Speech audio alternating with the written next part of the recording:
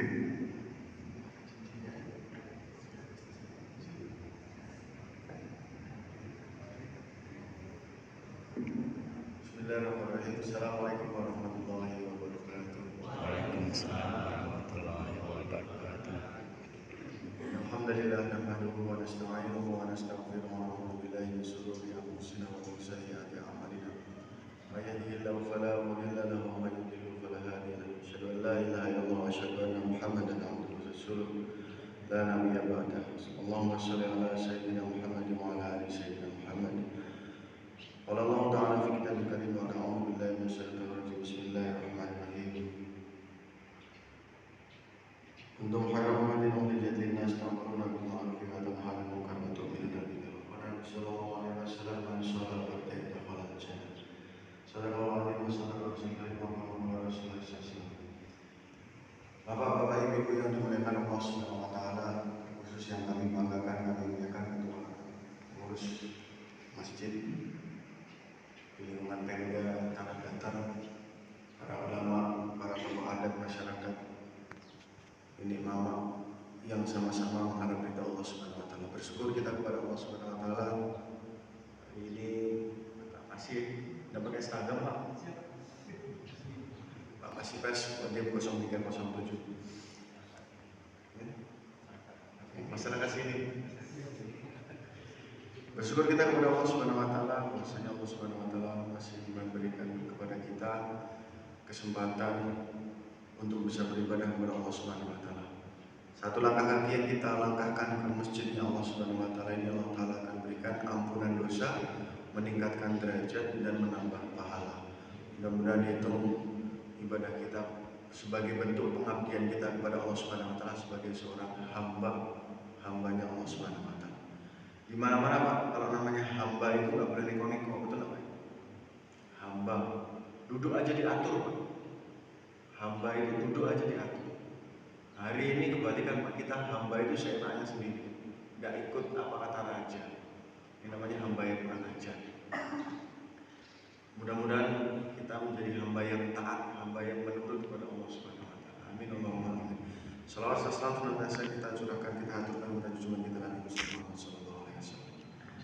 Bapak yang mulia, ibu yang berbahagia, mungkin sebentar saja saya mau selain berceramah, mengajak berpikir aja bersama. Bagaimana keadaan kita hari ini? Keadaan kita hari ini itu sangat mengkhawatirkan. Bukan hanya diri kita sendiri, tetapi kalau kita sebut itu masyarakat. Kalau kita boleh bilang ini umat. Mengkhawatirkan.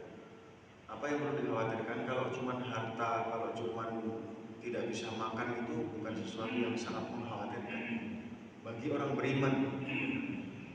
Kalau cuma kurang harta, kurang makan itu belum menjadi hal yang sangat mengkhawatirkan untuk orang beriman. Kalau kekurangan harta, kekurangan makan, ini masalahnya akan selesai ketika kita ini mati. Kurang harta, kurang makan, orang tidak bisa makan. Kalau dalam survei itu mengatakan orang tidak bisa makan itu selama 7 hari. Dia katakanlah tersesat di gunung atau apalah itu, dia tidak bisa makan selama 7 hari, itu baru bisa mati.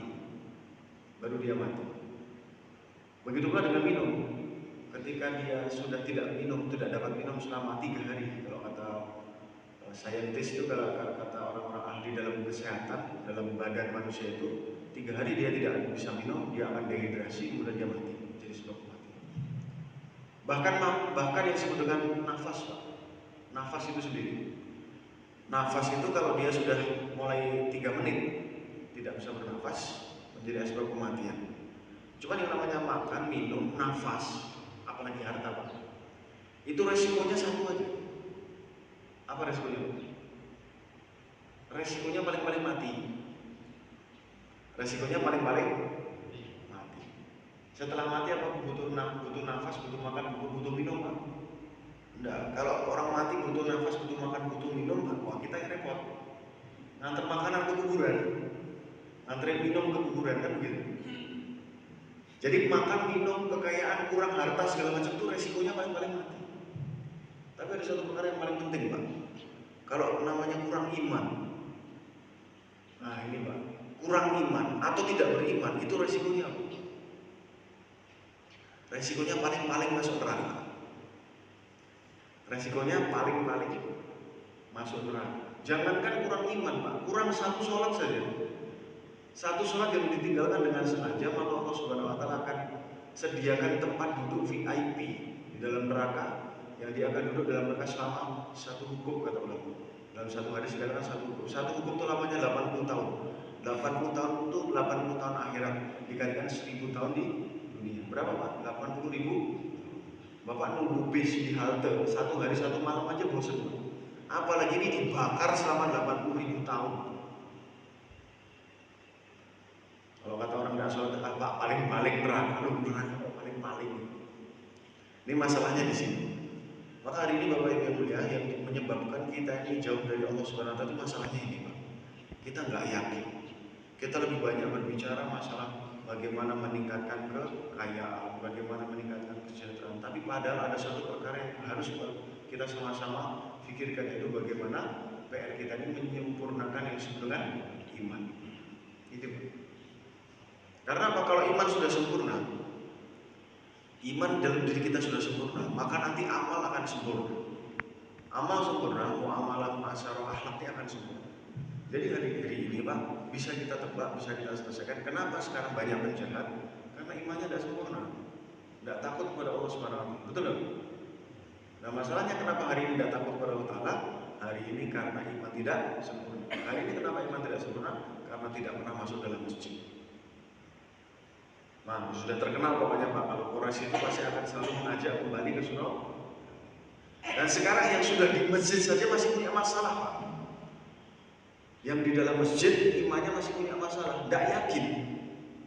Kita yang sudah mengklaim diri kita beriman, kadang-kadang berkata kita tidak yakin. Imannya tidak sesempurna dulu satu orang atau beberapa orang yang disebut dengan sahabat atau Rasulullah. Sahabat itu muridnya Nabi, Pak. Sahabat muridnya Nabi, tapi imannya sempurna kepada Allah Subhanahu wa Ta'ala, 100%. Bahkan imannya mentok full. Nah, hari ini iman kita ini compang-camping, Bang. Iman compang-camping. Mau bukti, Pak?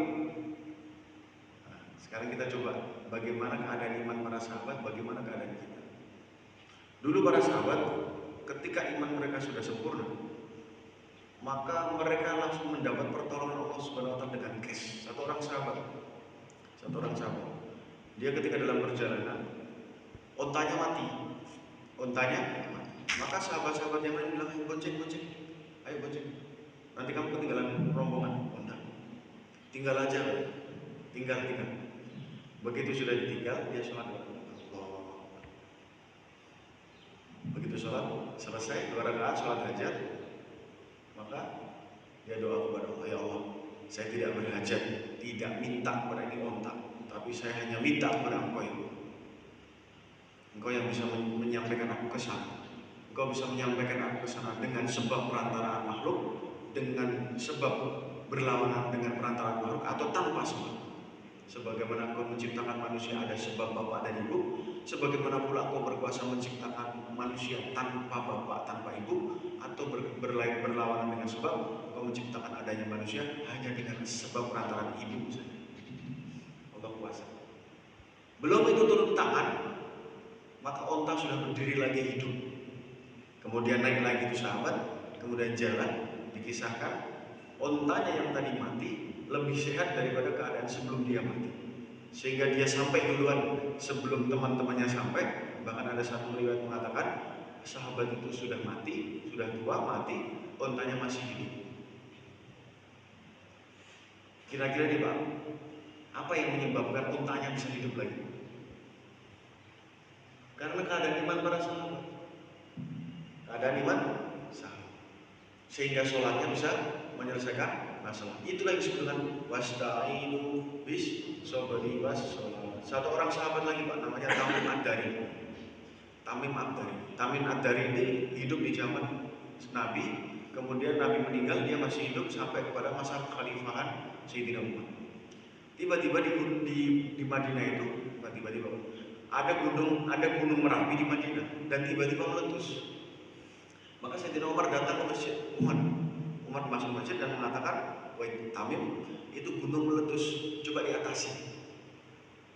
Kalau sekarang yang ribut BPBD, kepala BMKG, ahli vulkanologi, semuanya datang, polisi ikut ribut, tentara ikut ribut, kan itu gunung meletus Pak. Aduh, jangan-jangan galau dulu. Kalau dulu satu orang Pak, namanya Tamim Ad-Dari. Tamim Ad-Dari naik ke atas gunung dia. Sebelumnya dia mengatakan, ya Umar, saya tidak bisa apa-apa, dan saya ini bukan siapa-siapa. Udah atasin, kamu orang beriman. Naik ke atas gunung Pak, dia copot sorbannya, dan dia sampaikan la ilaha illallah, la ilaha, diputar-putar sorbannya, la ilaha illallah, la ilaha illallah. Itu tadi lahar yang sudah turun ke bawah, maka naik lagi masuk ke dalam lubang, sebagaimana kambing atau domba yang digiring pengiringnya masuk ke dalam kandangnya kembali. Dan semenjak saat itu Madinah tidak ada lagi gunung meletus. Coba nanti kalau gunung Merapi meletus, ini semuanya nih, kita naik ke atas gunung Merapi, kita putar ke la ilaha illallah. Kira-kira apa Pak? Hah? Enggak, tes aja, tes gitu, tes. Kira-kira laharnya makin turun apa makin naik gitu? Ya? Ayo kita sama-sama. Kalau saya takut Pak. Betul nggak Pak? Jadi ini kira-kira keadaan iman hari ini kita seperti itu. Jangankan keadaan iman yang berdekatan dengan peristiwa-peristiwa seperti itu Pak. Iman yang sekarang kita punya menyebabkan sholat kita ini tidak berkualitas, bahkan tidak bisa mendatangkan pertolongan Allah Subhanahu. Kalau orang zaman dulu dengan iman yang sempurna, sholatnya jadi sempurna mendatangkan pertolongan Allah.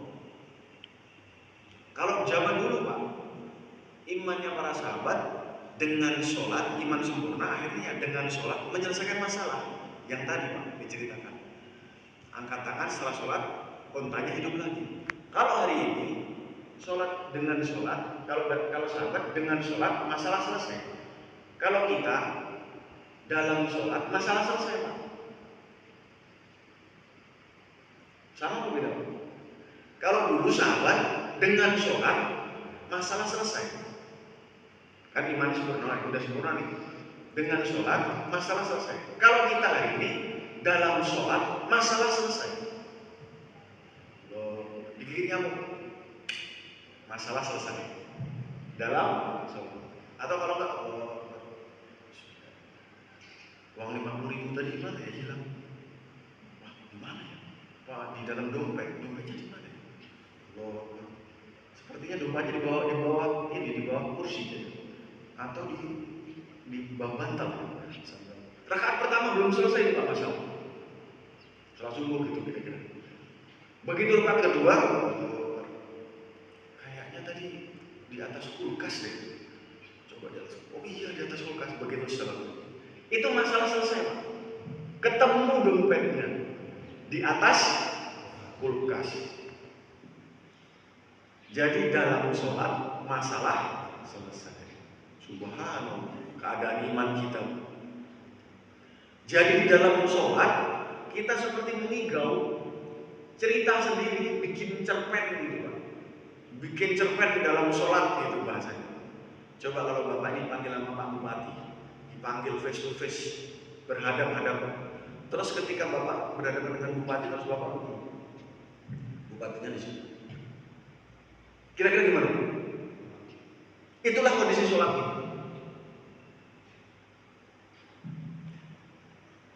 Betul Bu? Betul Pak? Makanya perlu diperbaiki. Nah, masalahnya di mana? Masalahnya iman kita belum sempurna kepada Allah. Maka itulah Bapak Ibu ya, kita harus perbaiki iman kita. Nah, sekarang kalau sedikit diluaskan, kira-kira bandar narkoba yang saya tahan sebanyak 19 orang itu kira-kira sholat enggak? Sebelum ketangkap, sekarang kalau sudah ketangkap sholat itu sholat 5 waktu gitu.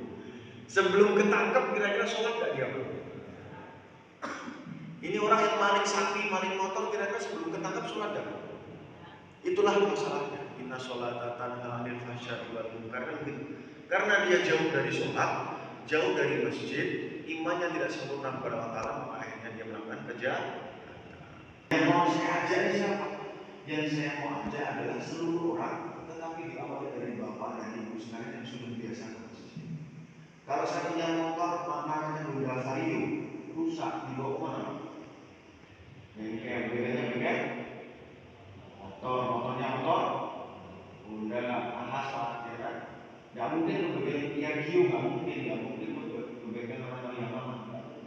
Sampai di Honda, sampai di Ahas, ketemu sama mekaniknya motor metik, kan begitu loh. Itu motor aja tekniknya harus betul. Bagaimana kalau hati kita yang bermasalah sakit sehingga kita berani melakukan kejahatan? Dibawa kemana Pak? Dan singkat dibawa kemana Pak? Masjid. Makanya sudah cukup menjadi kesimpulan kalau orang jauh dari masjid maka dia berani melakukan kejahatan. Hari ini Bapak Ibu yang melihat kemenangan kita, anak-anak kita setiap jam 12 malam masih dikasih Pak. Kalau Bapak Ibu patroli jam 12 malam masih ada anak-anak jam 12 malam. Akhirnya begitu nongkrong sampai jam 2 malam tidak bisa disuruh ke masjid. Ini yang menjadi masalah. Dan seperti seolah-olah dari 35 masjid yang saya datangi, seolah-olah dituliskan di sana masjid adalah tempat untuk umur 40 tahun ke atas. Betul Pak? Kamu tidak malu sama penduduk-penduduk yang orang Pinang? Lihat Surabaya, punya jalan dulu Pak. Yang ada cuma itu satu dulu. Buang. Masjid ini hanya untuk umur 40 tahun ke atas. Di mana kemenangan kita? Maka sekarang kayak kita ada sama-sama mengembalikan setiap orang kan masjid. Bayangkan Bapak Ibu yang lihat, kalau setiap azan berkumandang, terutama laki-laki baliknya 100% masuk ke dalam masjid. Kata orang dulu, saya simpulkan, masjid ini adalah the big university of life.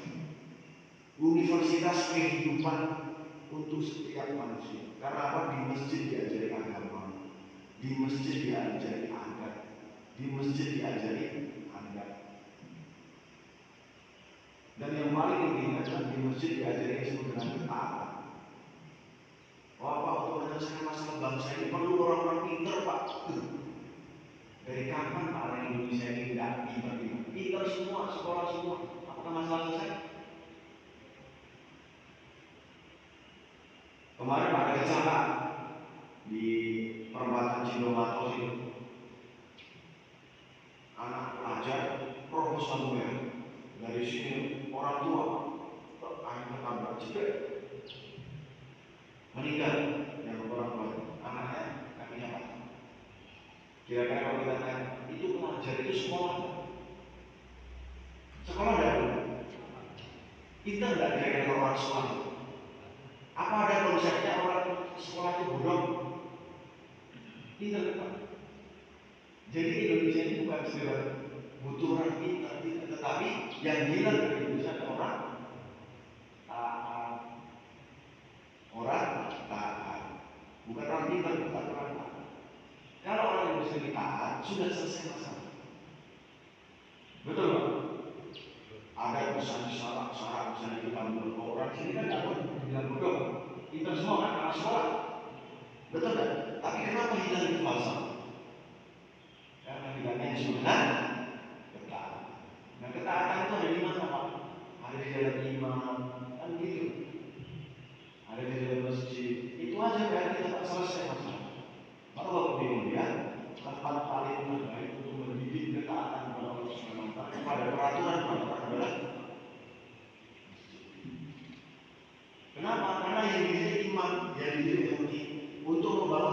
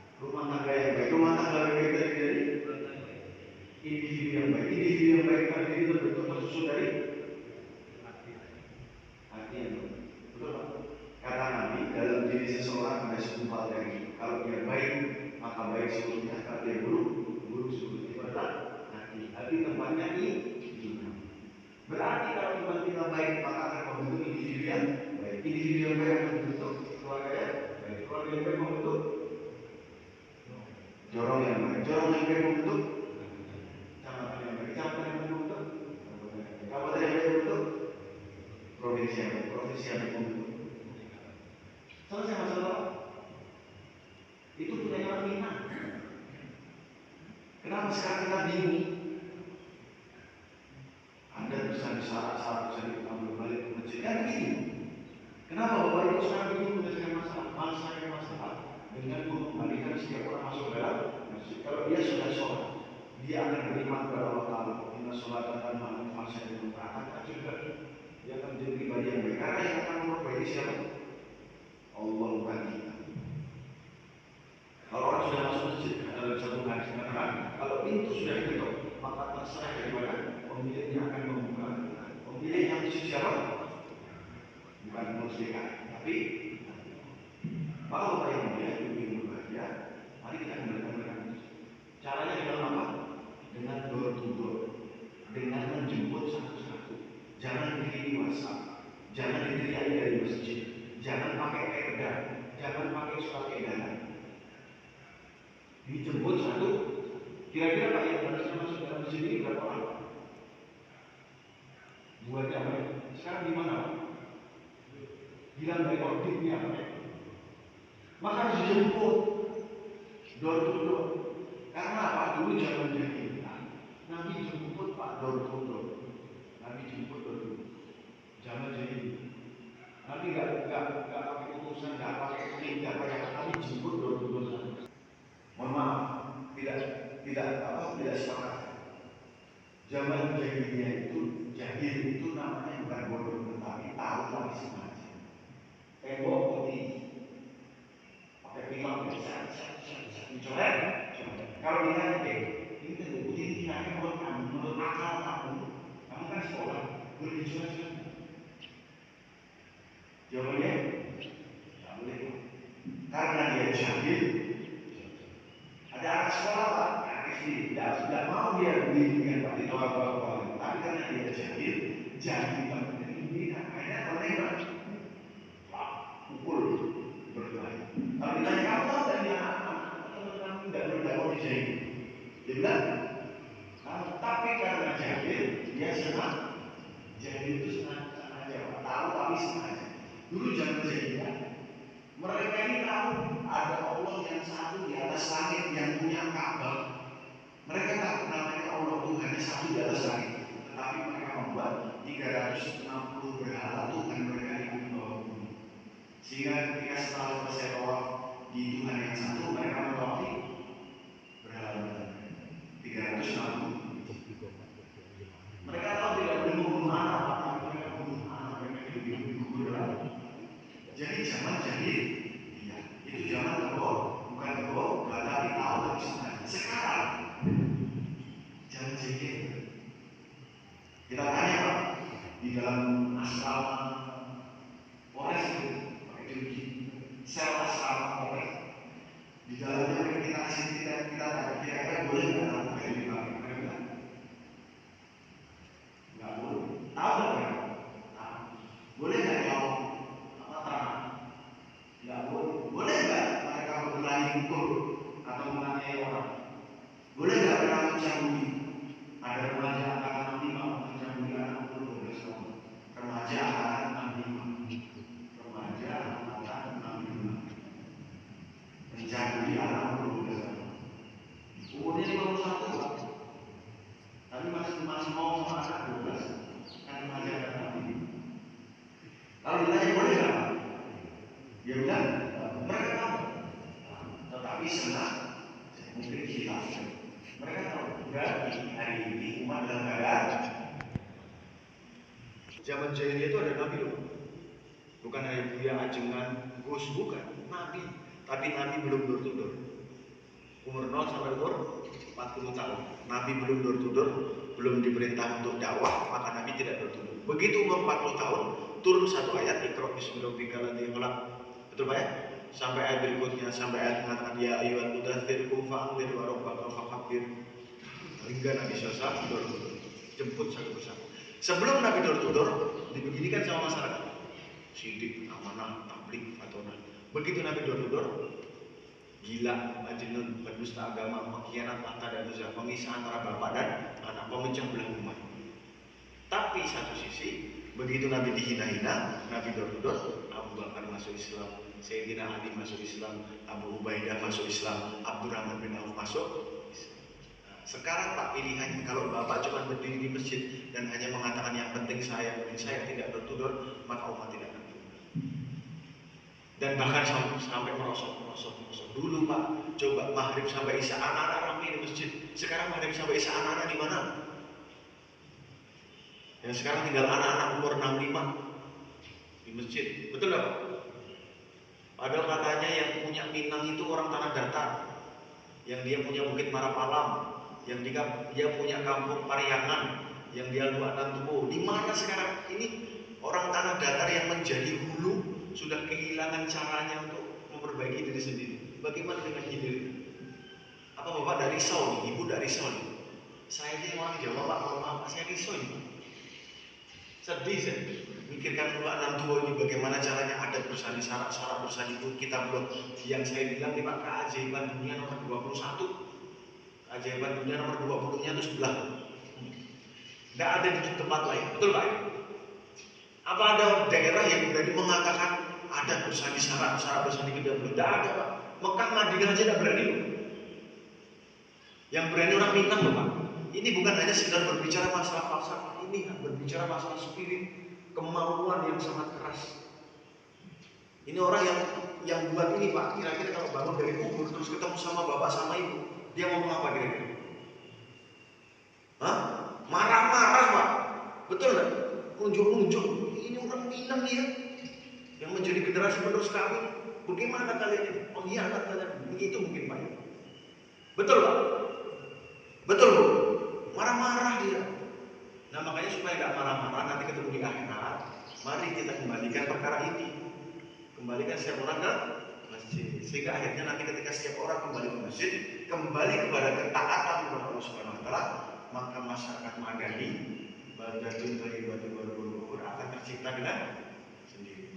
Pak, tergantung pemimpin Pak, enggak.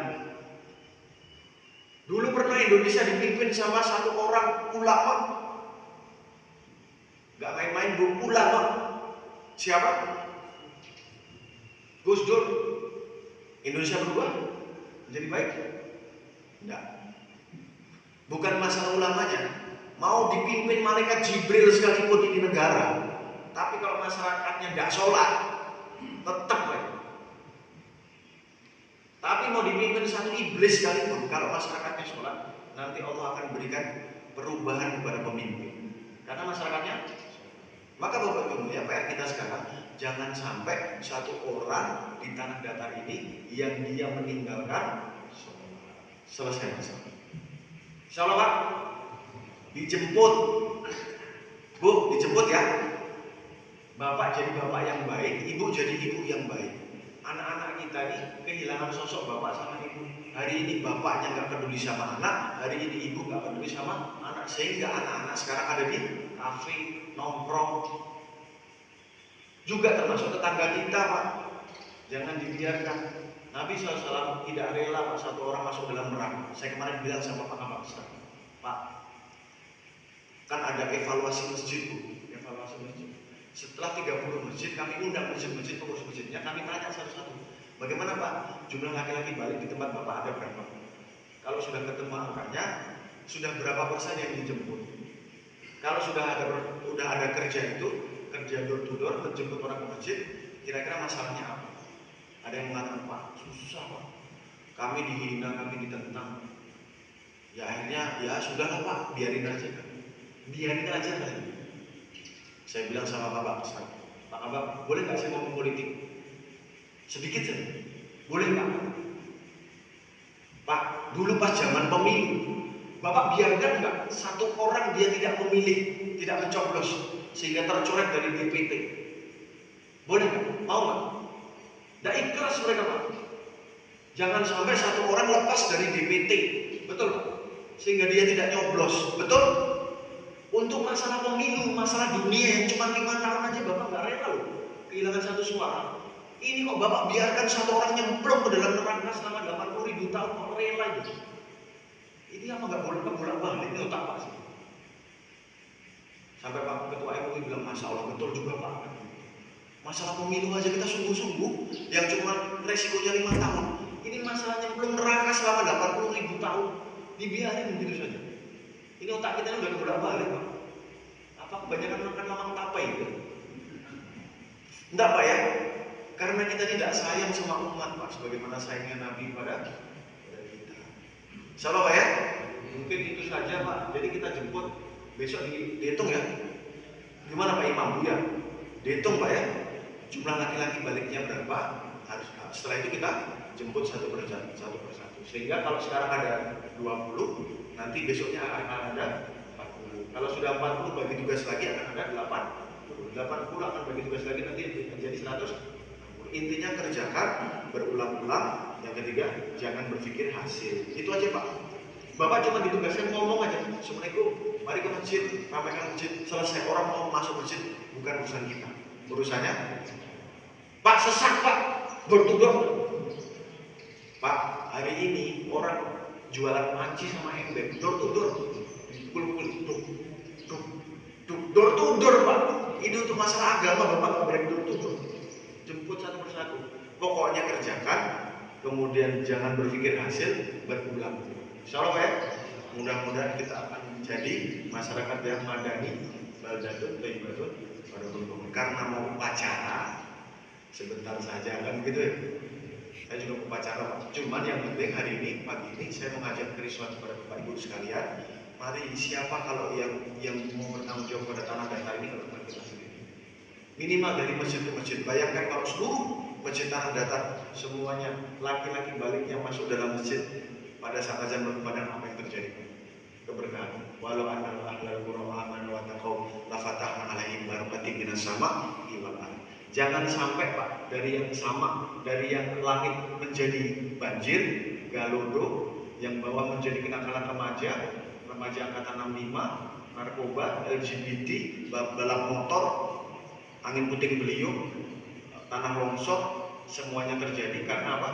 Iman dan takwa tidak kita wujudkan. Bagaimana mewujudkan iman dan takwa? Kembalikan setiap orang ke masjid. Itu saja yang bisa saya sampaikan.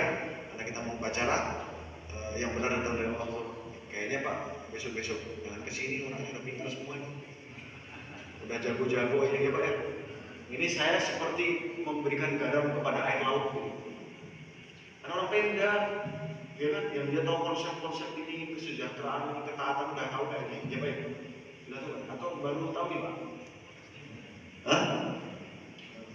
Kayaknya insya Allah udah tahu lah. Itu aja Pak konsepnya Nabi yang kita pakai sekarang, konsepnya Nabi ya. Bukan konsep saya, bukan konsep saya pribadi. Tapi ini konsep bagi Rasulullah SAW. Yang benar datang dari Allah Subhanahu wa Ta'ala.